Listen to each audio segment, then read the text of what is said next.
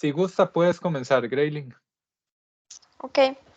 La presentación de hoy es de un paper que es sobre tiempo de time of conscious intention to act in relation to observed cerebral activity, readiness potential. Este paper está escrito por este señor que es el que encontré fotos, los demás no se encontré, ese es como el más relevante, bueno, el más popular.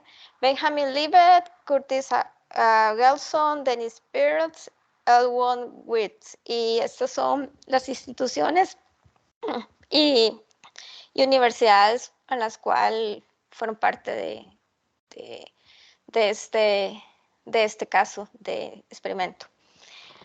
Incluí un chiste, como está de moda los extraterrestres, que están hablando mucho, entonces parece que este extraterrestre van a hacer un experimento con esta persona y entonces le dice que por favor no lo caliente para ver si esta vez puede obtener datos. Habrá que ver qué tipo de experimento hacen los extraterrestres y ahí hacer tal vez tecnología alien, les experimento alien, no sé. Ok, la agenda. Lo que voy a presentar es más o menos este orden, conceptos como que generales de lo que voy a estar usando dentro de la exposición, el resumen del caso del experimento, el resultado, metodología, método y procedimientos utilizados y la conclusión. Ok, los conceptos. Estos por ejemplo, está el readiness potential, que se puede traducir o se puede explicar como preparación potencial. Entonces, cuando vean estas palabras, me refiero a preparación potencial. Reportable time es como el tiempo de respuesta. El awareness of actually es la consistencia de moverse realmente. Electroencefalograma es EGG, que es recording, es una forma de recording o registrar como el procesamiento de la actividad del cerebro. Y el CRO es como un tipo de instrumento científico que se utiliza para medir una amplitud de señal con voltaje en un rango de frecuencia. Ok, el resumen. El objetivo de este experimento se realizó con personas. El objetivo era intentar describir o responder si el inicio de una actividad cerebral de un acto es espontáneo, libre y voluntario y puede hacerse inconscientemente. Y otra cosa es, también modela que incluso antes que existiera alguna conciencia subjetiva de la decisión del acto, que indicada por el cerebro, esta se realiza. Entonces el experimento más o menos es así. El estudio lo que hace es comparar el tiempo de intención consciente de actuar con el inicio de la actividad cerebral. El inicio de la actividad cerebral es registrable. Entonces, hay una actividad cerebral que se representa como RP, que es preparación potencial o readiness potential, y luego que va a preceder a un acto motor que está totalmente endógeno. Eso quiere decir que se da por causa interna de la persona o que tiene o que es libre y voluntario este acto de acción. Ok, y este acto de acción lo que va a ser precedido al tiempo reportado de intención de la experiencia de querer o actuar de la persona de hacer algo. Se establece, el experimento establece ciertas limitaciones en la potencialidad de iniciación consciente y el control de los actos voluntarios. Esto se dio porque se dieron una comparación del tiempo que coincida con la actividad cerebral en relación al acto motor o notificación de la respuesta mediante una medida de tiempo. Ok, entonces el experimento se realizó, como dije anteriormente, con personas. Estos fueron como, los sujetos fueron personas, 6 estudiantes, creo que se dieron por voluntariados. Los 6 eran diestros y entonces la muestra de 6 estudiantes lo que hicieron es separarlos en dos grupos de 3. El grupo 1 eran 3 mujeres y el grupo 2 eran 2 hombres y una mujer. En el grupo 1, la cantidad de EGGS, que son las frecuencias cerebrales, y la amplitud del tiempo de preparación de potencial de una de las integrantes de este grupo impidieron tener gran parte de estos datos porque se dieron como borrosos o no se interpretaron bien o hubo un problema con esta individuo en esta muestra. En la muestra de G2, el grupo G2, la diferencia fue que se comenzó unos meses después del grupo 1.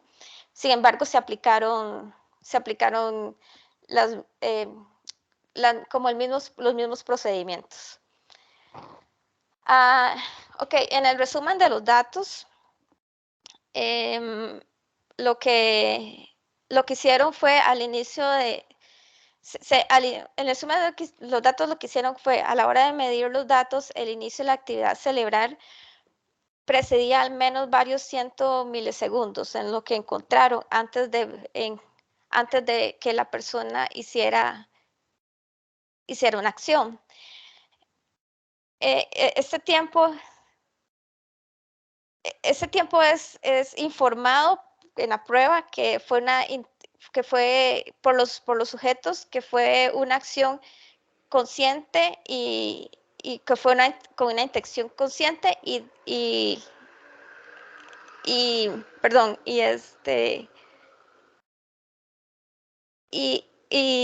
espontánea, perdón, es la palabra. Esto fue informado por los sujetos que hicieron la prueba.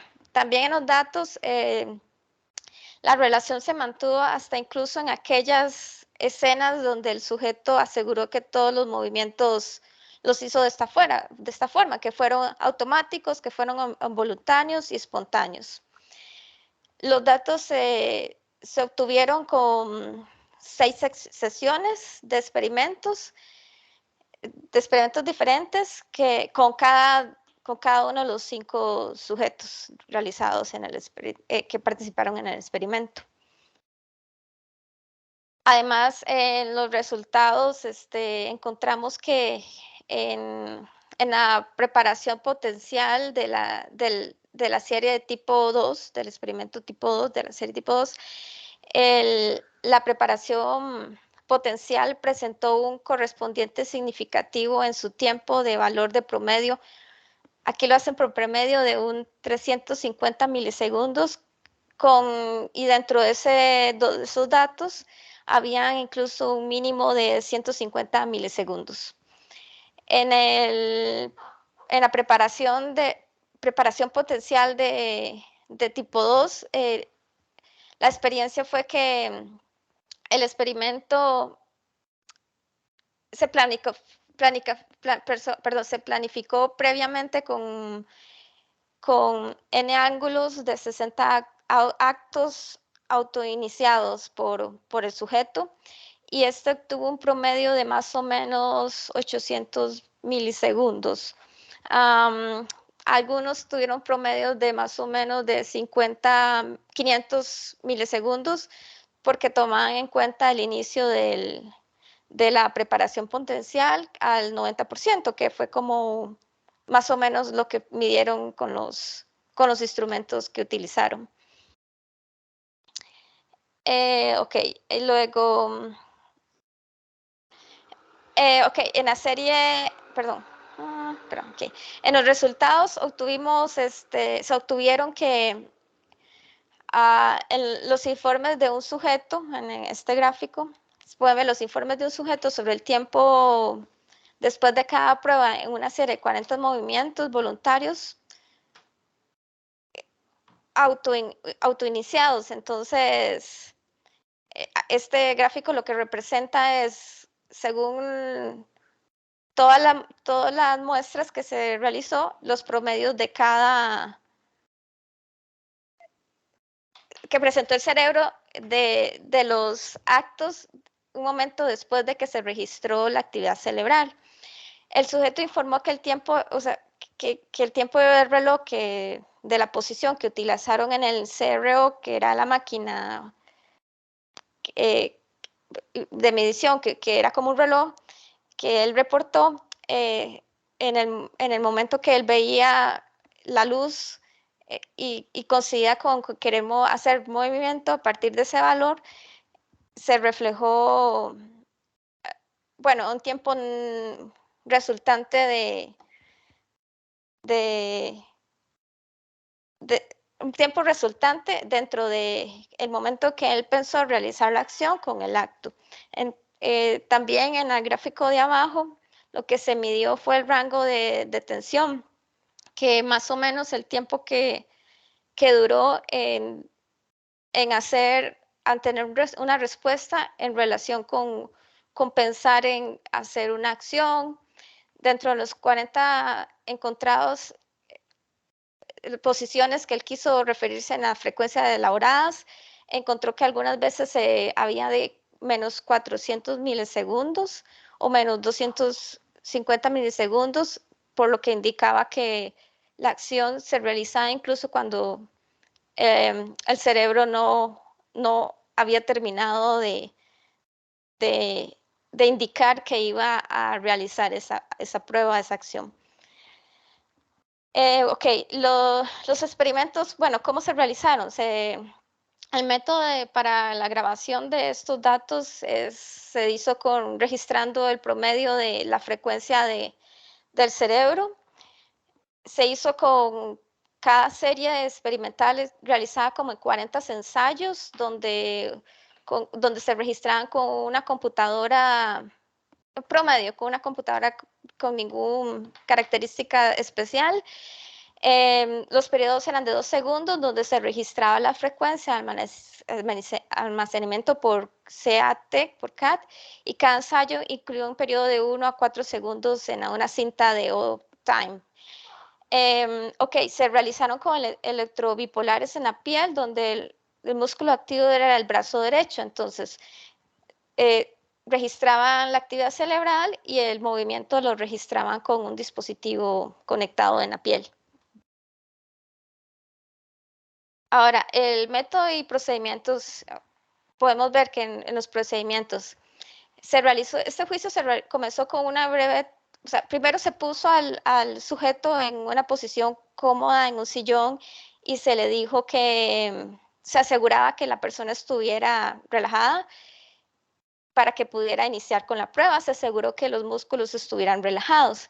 El juicio comenzaba como con un breve tono de prepárese. Esto le indicaba al sujeto que durante unos 3 segundos debería estar relajado para poder hacer un movimiento.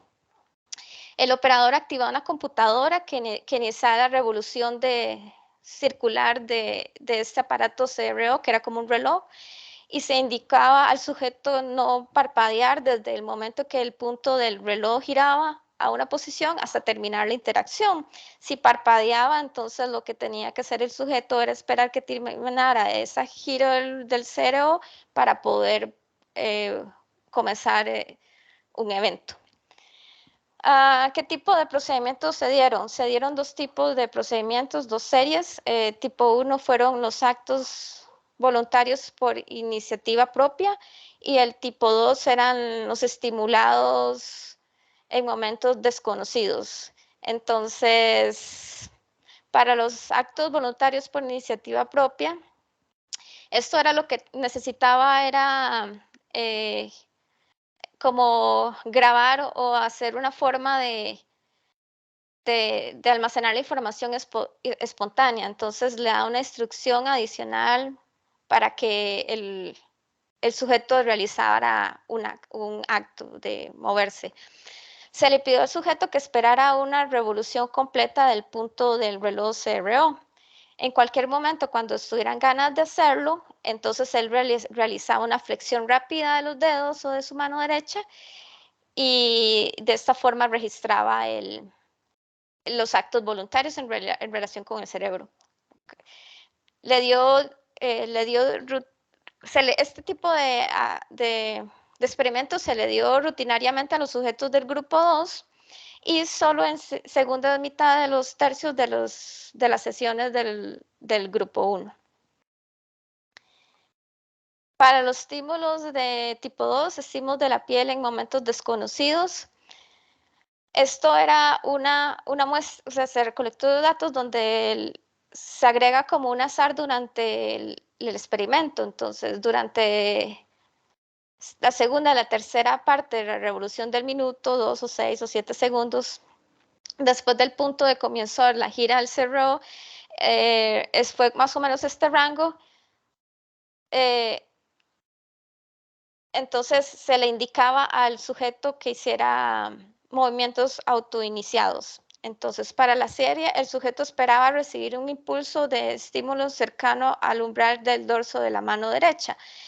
El operador hizo la espera del pulso en el tiempo irregulares que el sujeto desconocía, pero que solo después de un punto en el cerro completó su primera revolución. Entonces para este experimento se tuvo que incorporar a una persona que le dijera al sujeto cuándo realizar el movimiento, y esto era de una forma aleatoria.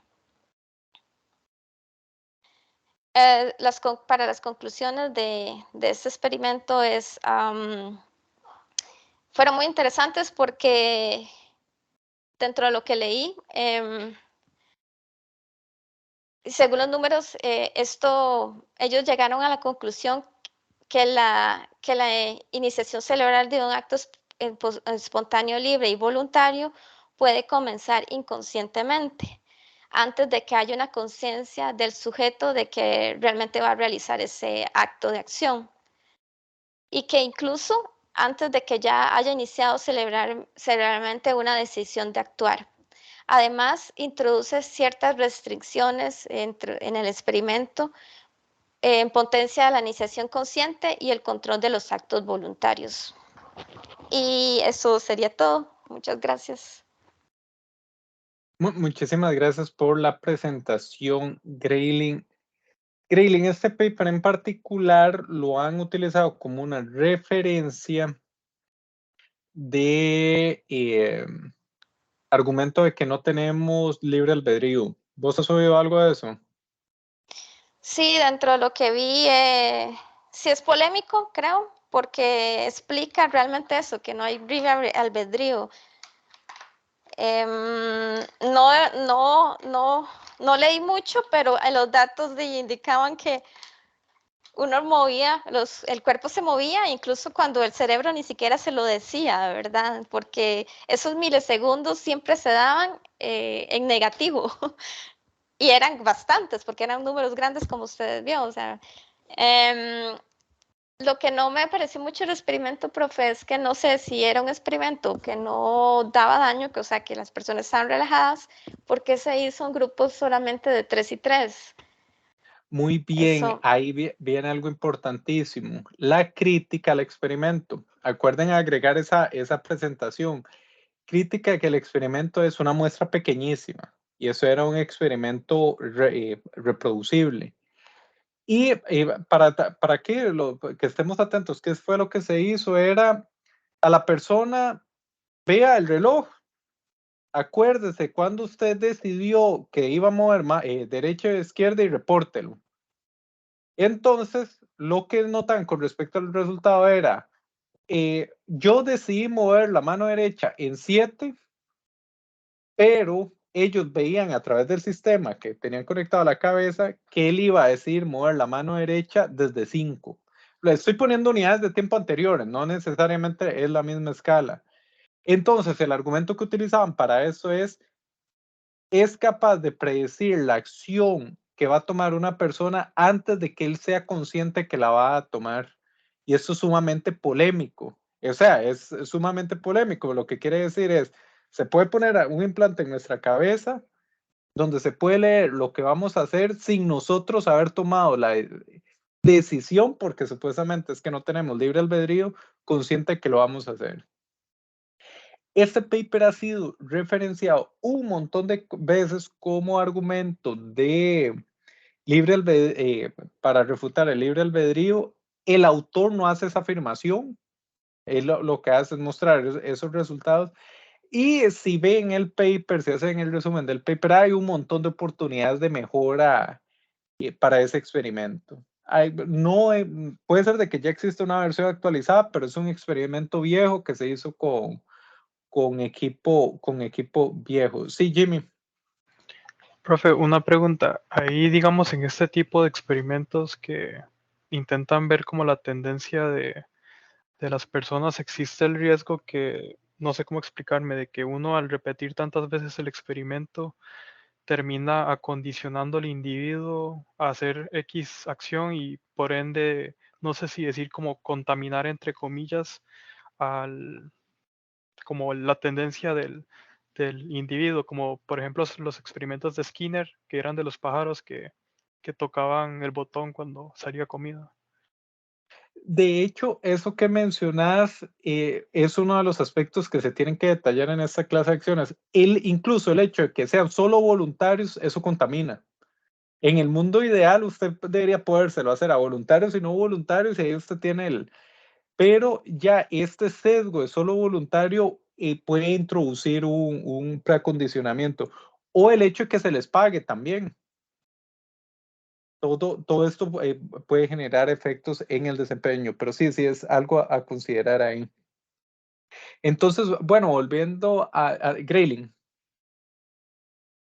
Sí, yo tenía una duda con esto, no lo pregunté antes, pero sí, que es relación con la cantidad de voluntariados o personas en el experimento, es que también yo noté desde el inicio que al tener pocas personas da el riesgo de que, como que pasó en el grupo 1, que había una de las participantes que no pudieron registrarle bien las frecuencias, entonces eso hace que la quiten de la muestra o que interfiera en el grupo. Entonces, no sé si esto se mejora con más muestras, o sea, con más sujetos, o hay algo en el análisis de experimento que impida que esto afecte el experimento. Sí, de hecho, para responder esa pregunta bien habría que ver el contexto específico en que se ejecutó, porque uno hubiera dicho, y vuélvalo a hacer. Pero hay que considerar, bueno, si lo vuelve a hacer, ¿será que ya está entrenada con lo que se hizo? Y lo que se quería evaluar era que la persona no estuviera entrenada, entonces no hay que conseguir otro sujeto.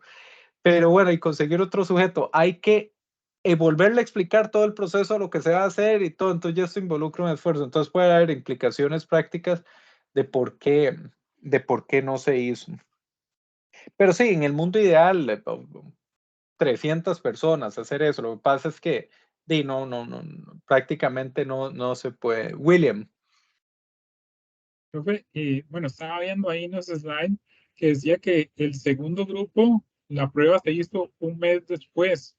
Digamos, puede ser que afecte que también el primer grupo le comentó al segundo en qué consistía la prueba y qué los hicieron hacer. Entonces, no sé de verdad si fue así o no, que probablemente pueda contaminar el segundo grupo. Sí, eso que acabas de decir, esos puede ser, son cosas que a la hora de nosotros plantear nuestros experimentos tenemos que empezar a imaginarlos. Porque esos se pueden convertir en un factor que no consideraste y invalida tu experimento.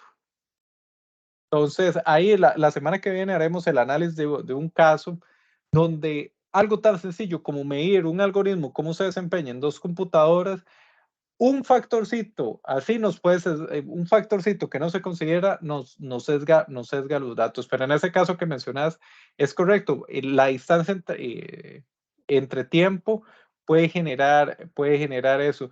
También hay condiciones de laboratorio, es que un equipo se puede calibrar en ese tiempo y si lo utilizó otra gente. Hay muchos factores por considerar ahí. Y Kenneth. No sé, tan solo estaba pensando acerca de lo que estaban tratando de medir. Digamos que también el mismo cuerpo humano puede estar engañándolos porque, vamos, a cada rato uno tiene movimientos dentro del cuerpo que no son voluntarios en lo absoluto. Digamos, uno a cada rato está moviendo los intestinos, el estómago, incluso los mismos pulmones a veces inconscientemente están moviendo. Entonces, si todos los demás sistemas trabajan así de forma inconsciente, y muy probablemente eso tiene que ser rápido porque de ahí, si por ejemplo el corazón mío no hace su trabajo por un segundo, me puedo morir. Digamos, lo único que estamos conscientes es que movemos a cada rato como los brazos, entonces puede ser que sean sistemas totalmente diferentes, digamos, el sistema de estar consciente de hacer algo y de moverse en sí, pueden ser totalmente separados. Entonces, técnicamente no están viendo la acción, sino que nada más todo se mueve así eléctricamente y después uno se da cuenta. De hecho, eso puede ser, sin embargo, ellos sí hacen un análisis donde miden, o sea, si se activan estas regiones es que vas a mover la mano derecha y si se activan estas es que vas a mover la mano izquierda. Eso que mencionaste, y si ya llevaron introducción a investigación, está la parte de preacondicionamiento. Puede ser que la decisión, si usted toma derecha o izquierda, era que usted estaba primero moviendo la mano derecha y dice, voy a mover, pero así, como un espasmo, como decís, y la voy a mover por esa razón. Pero sí, estos son factores que se pueden incluir en el análisis del experimento. Sigo con Jairo y luego con José, ¿es así? Sí, pero yo lo que estaba pensando era si por ejemplo en ese experimento había interferencia, porque obviamente ellos explican antes qué es lo que hay que hacer.